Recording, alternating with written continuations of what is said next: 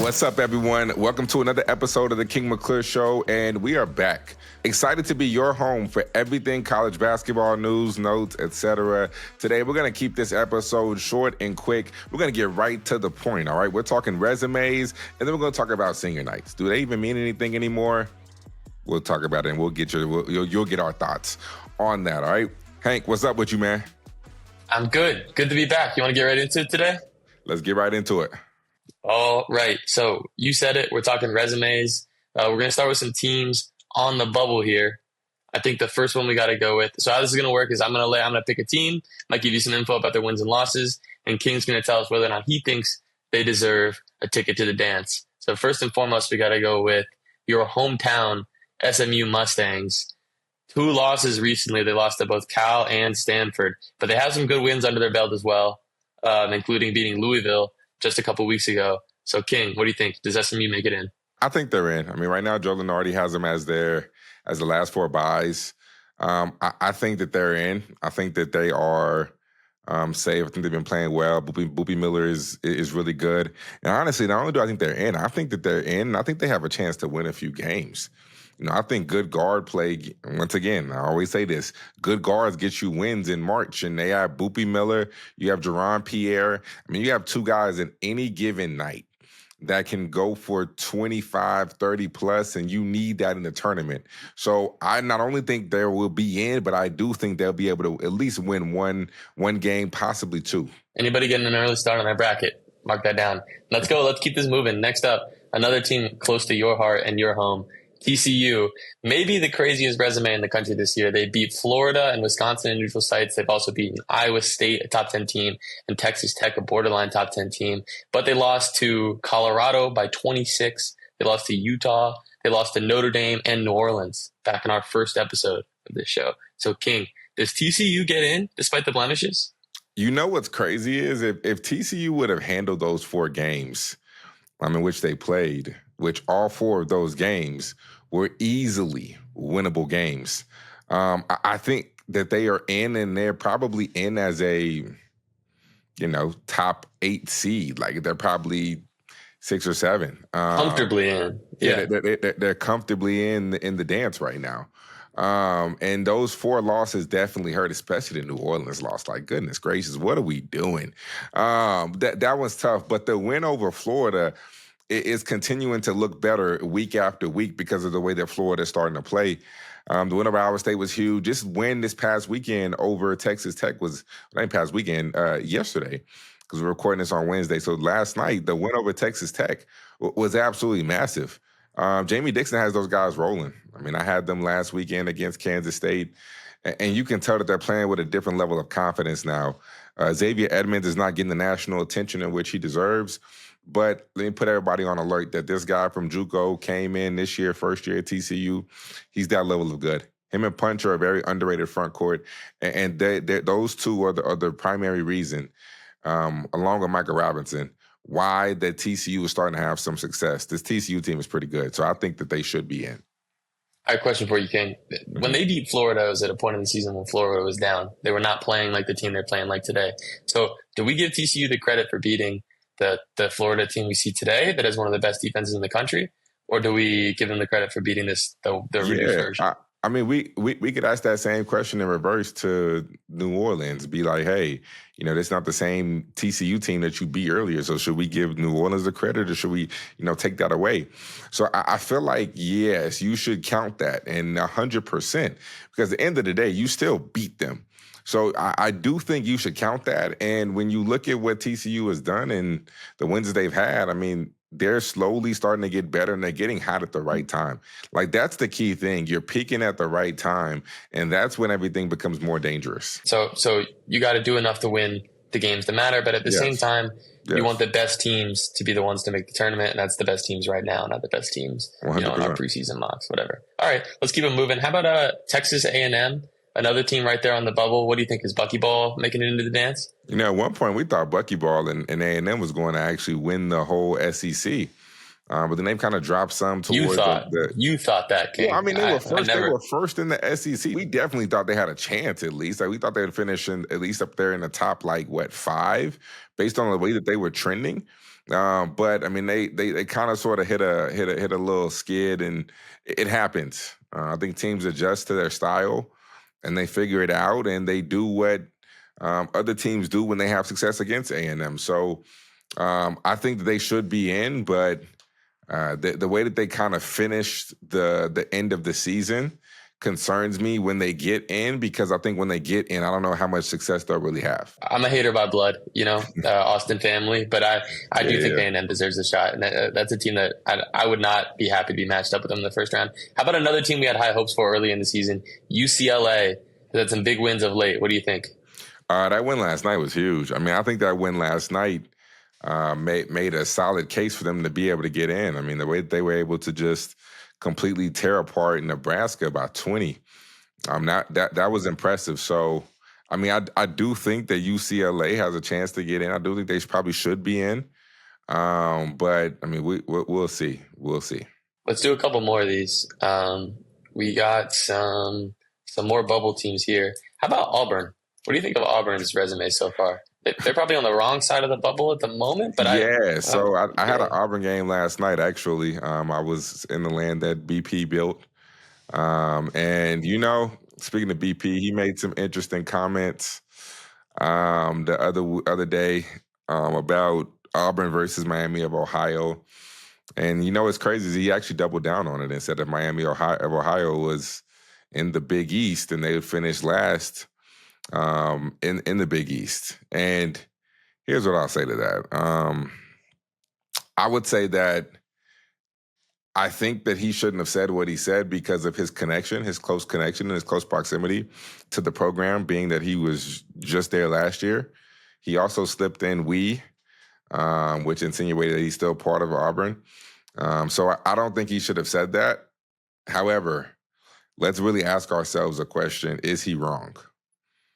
Because I don't necessarily know if Miami of Ohio is as good as people are making them seem. Do they deserve to be in? Yes, they do deserve to be in. You're undefeated right now. However, if they were to play in a league like the Big East, they were to play in a league like the SEC, they would be in the bottom of the conference. They're barely escaping these games now. And granted, like, you have to give them props because they are winning these close games and they are able to go undefeated. But it's hard for me to see. I'll give you a hypothetical, Hank. Let's just say that they go to the MAC tournament and they lose. It's hard for me to see the NCAA giving the MAC 2 bids. It's really hard for me to see that. Like, I can't see a world where Toledo and Miami of Ohio get in, or Akron and Miami of Ohio get in together. Like, I can't see that. It's hard for me to picture it. I could be wrong, but I genuinely think that Miami of Ohio has to win that tournament in order to get in, which is crazy to say, but I really do think so. However, I also don't necessarily think that Bruce Pearl was wrong. I think the messenger was the wrong messenger, but the message, when you actually listen to what he was saying, I don't necessarily know that. I don't think that he is wrong at all. So Auburn, to me, but first off, let's go back to your original question. Auburn also played the hardest strength of schedule. In their non-conference, they had Michigan, they had Purdue, they had Houston, they had did they have Duke? They did not have Duke. They Who was had that? Houston, Michigan, St. John's. They St. played John's. Arizona. They played Oh, Purdue. Arizona. That was the other team. Arizona. Bro, they played literally the best team. They have one of the hardest strength of schedules. So I think if they win, they beat Alabama, and they win a few games in the SEC tournament, I think they should be in. I think you nailed that. Bruce Pearl, his son is the coach. He clearly has a rooting interest in that team. Yeah, for I sure. think it'd be disingenuous to argue otherwise. And yet, Miami of Ohio, I think Ken Baum has them as the 283rd hardest schedule, in the country. So out of 360 teams, nowhere close to the I mean, top of that list. and they also don't have a quad one win, Hank. Like we can't mitigate this. Like we can't act like they have a quad one win when we base things off of quads. Like, that's why we put them there. So we can't say, I saw Gary Parrish like put the quad what they've done in quad 2 and quad 3 versus what other schools have done in quad 2 and quad 3. And I was like, that's such an unfair comparison because we're alleviating what they've done in quad 1, which is 0-0 because they haven't done anything in quad 1. Yeah. They haven't had a quad 1 game, and They they've had haven't one had a quad 2 quad game. 1 game. So, like, for us to sit up here and just act like, I mean, yes, it's cool that they're undefeated, but for us to say that they should automatically be in with no quad 1 victories, how can we justify and quantify that? And it'd be another thing if they were crushing everybody, but like it hasn't always been smooth sailing. Escaping. Like they are barely escaping these quad 2 and quad 3 games. So the only quad 2 win, it was a 3-point win at home against the Zips. That's what I'm saying. And it's very look, Hank, it's very realistic that Akron knocks them off in the tournament, in the MAC tournament. It's very realistic. Like I genuinely think it's gonna happen. I think it's gonna happen, and I don't think Miami of Ohio gets in. I mean, they needed a near buzzer beater to beat Toledo last night. So yeah, like I don't see a world where the MAC gets 2 bids in. And I think we're both making good points here. I know you are, but let's agree to never agree with Bruce Pearl again. This doesn't feel right, man. We gotta change the subject. Listen, let's do one more of these resumes. This one is near and dear to my heart. What do you think of the Texas Longhorns' chances to make it into the tournament? I think they should be in. I mean, the way that they're playing, Sean Miller is a great coach, man. Like he if anybody's gonna figure it out, it's gonna be Sean Miller. I mean, the way he motivates guys, the way that he is able to get guys to play harder for him, how he calls them out in the press conferences. I mean, I've always said this, out of every coach that I've been around this season, like his ability to be able to teach the game and to be able to orate it is like top notch. It's top 3 and not 2 or 3. I mean, he's probably one of the best communicators I've ever seen as far as a coaching standpoint. I was so impressed, so transparent, so open and honest. I'm a huge Sean Miller fan. I'm a huge fan of this team.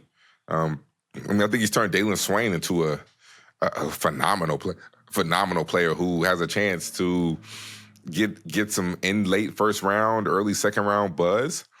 And, I think they're in, man. I think they're good. I think they're in.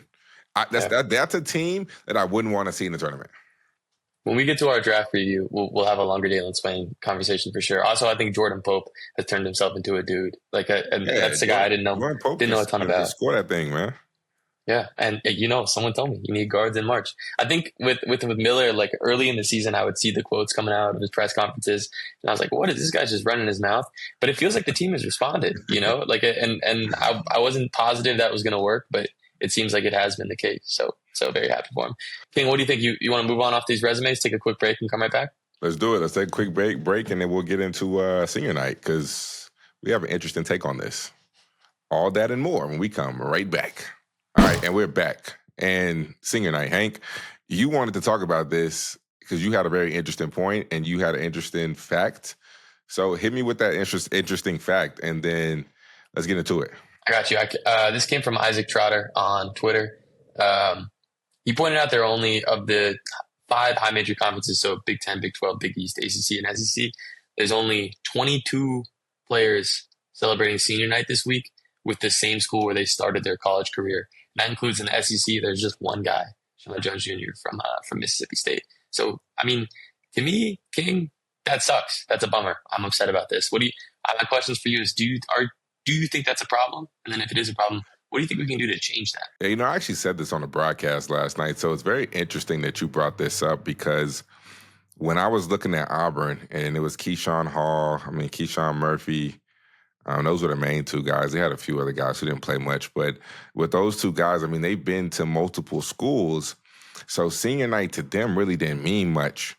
Like, senior night to me, Hank, meant a whole lot. Like, when it was I knew it was my last game at Baylor, like, I was emotional, like, watching that video because I poured everything that I had out onto the floor, and I poured everything that I had out to where I gave it to all the fans. I gave it to the coaching staff, to my teammates. Like, it meant something. Like, when the fans were stood up and gave me a standing ovation, they cheered for me, like, it genuinely meant something because they knew that I had gave them everything I had for 4 years. And I think it hits a little different, because I have a home in Baylor.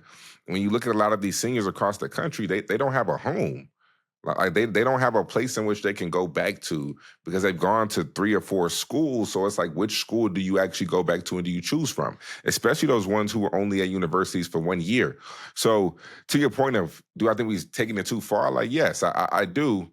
But it more so just saddens me because these kids do not have a place in which if they need something, they don't have a university or an institution that they can go back to when they can ask for anything because they just almost homie hopped from school to school. So it genuinely saddens me because like for one advantage that I have is if I ever need anything in Waco, I'm one phone call away from making it happen because of those connections that I built, because of those relationships that I was able to mend through those 4 years and cultivate. And I go back there and I can go, say hi to those boosters and those donors in which that help me. I can have Coach Drew to be able to call and have my back at any moment. So I just feel more saddened for these guys because eventually the money is going to run out. And if you don't have those relationships and you need a job per se, you don't have anybody or any resource or any contacts to be able to go get you one. So I really do think that it sucks, it's tough, and we do need to change something, transfer rule or something, but I just feel bad for these guys more so than anything. Yeah. I mean, if anybody, that jersey right behind you on the wall is from your senior night, correct? Yeah.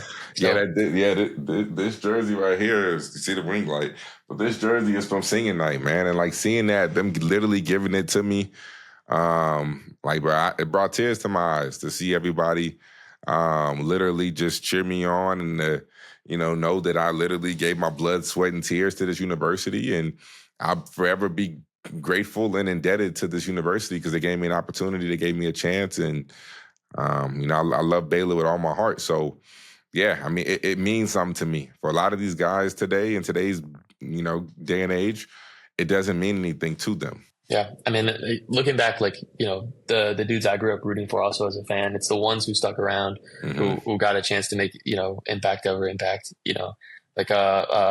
Someone Mellow Trimble highlights came up on my feed the other day. Growing up in Maryland, that was that's the sort of thing you don't forget. And so getting the chance to have that impact on your community on the court, and then also, King, I'm sure you're involved with Waco off the court as well. Yeah. It sucks that some of these kids aren't getting the chance to do that. And I know you could argue that they're doing it for themselves, but this is something we've talked about before. The way the culture is set up now in college basketball, you are doing yourself a disservice if you're not leaving for the best opportunity. And if you have goals of making it to the next level, which most of these kids do, then at some point you're going to have to leave. And that's not to say coaches aren't doing their best to create these connections and to foster these good environments for people, but it's tough. It's not the same. A perfect win-win is to be able to stay at a school for 4 years and still run up the bag. I mean, if I was in school right now, I genuinely would say that I would want to stay at this university for 4 years because it's a rarity. But if I could rack up $500,000 every single year at minimum, regardless of what the market value is, I mean, that $500,000 is more than the average American makes. It's more than it's like up there in the top, 1% of the world. So if you can rack up $500,000, which is honestly the going rate for an average player, at the same university for 4 years, now you walk away with $2 million and those same levels of relationship, and people respect you even more so now because that's not the norm of what players do in today's day and age. So that's what I would do if I was in school today. But Hank, we got to wrap up. I appreciate you as always, and I appreciate you people who tune in. In every single week. It means a lot to us. Like, rate, subscribe, whatever you want to do, we're greatly appreciated. We're greatly appreciative for it. It's March, the greatest time for college basketball fans. Yeah, happy March, King. Let's go. Yeah, we will be here with you all of March to keep you updated, informed, and be your home for everything college basketball, all right? Until next time, we're out. See ya. We should have mentioned also, if any coaches listening, I still have all my eligibility left, and I would play for a lot less than $500,000. So hit us up. Get in the comments. Right. See y'all next week.